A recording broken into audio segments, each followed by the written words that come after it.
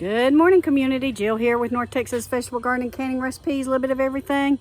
It is clean out time for the little high tunnel. And why am I doing clean out today? Because I have me a couple of seed potatoes I'm going to try. So this is a Yukon Gold and this is a red. I've already got 2 tubs planted with smaller ones and we're going to see what we get. In this tub we have the little red potatoes, and in this tub we have the Yukon Gold. Now these are about 60-day turnaround taters. So I'm hoping I'm gonna have some taters before you know it. So I ordered some seed taters, guys, but yesterday I was at Green's Produce in Arlington, and I know many of you know where they're at. And they have onion starts and they have some seed starts for your taters. So you might want to run out there and get some, but I'm gonna go ahead and get these in the ground because mine that I ordered have not been delivered yet. I'm just gonna dig me a little hole and I'm gonna put this big one right smack in the middle. And we're gonna see what we get. We'll do the same here with the red tater, and any tater that we get, guys, will be perfect. Where's my red tater? Here's my red tater. I'm gonna go a little bit deeper. We got some good soil in these tubs. See this? This is full of that mycorrhizal fungi. Woo! So let's see what we get. And then we're gonna top this off with some fresh compost. So I pulled up some of my onions over there from my handy dandy large onion batch, and I'm gonna cut these down and pop these in a couple of tubs too to kind of spread them out. I'm leaving about 2 inches of the tops on them, guys, but they got a really great root system, so we're gonna pop these in. Now these are 27-gallon totes, guys, and look, have a little bit of deal left over.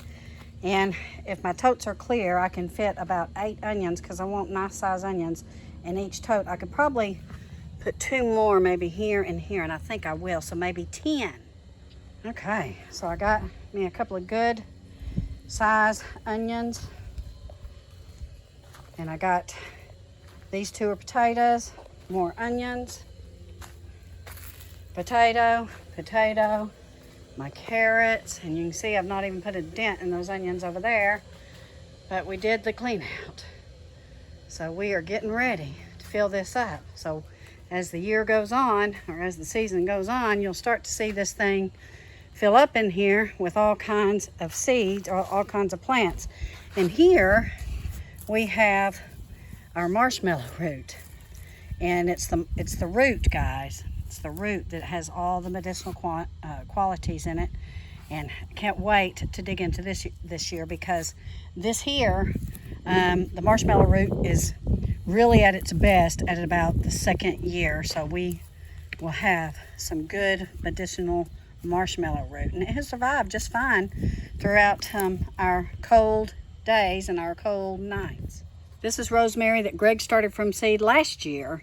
So rosemary is a slow grower, guys. It was a little bitty plant like this, and you can see it is starting to really like its spot, and it is taking off, and we love our rosemary.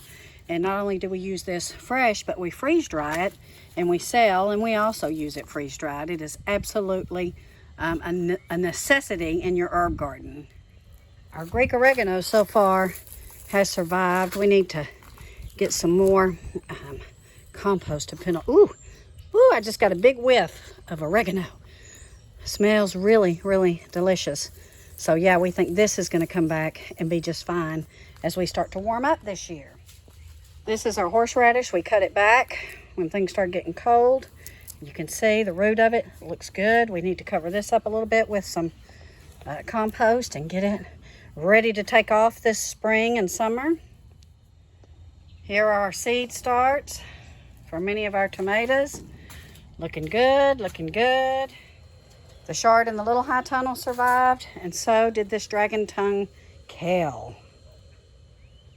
More horseradish root. You can see there's green, so it survived. Looking good, looking good. Love me some fresh horseradish. It's also good to make kimchi with, to make your horseradish sauce. All kinds of good benefits to horseradish. Carrots are not quite ready to go, but you can see they're doing pretty good in here. We popped some garlic in here a while back, and you can see it's doing good. Here's our sage.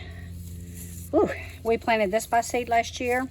You can see it really loved its spot over the summer and over the winter in here. Give you a quick panoramic view of the cleanup.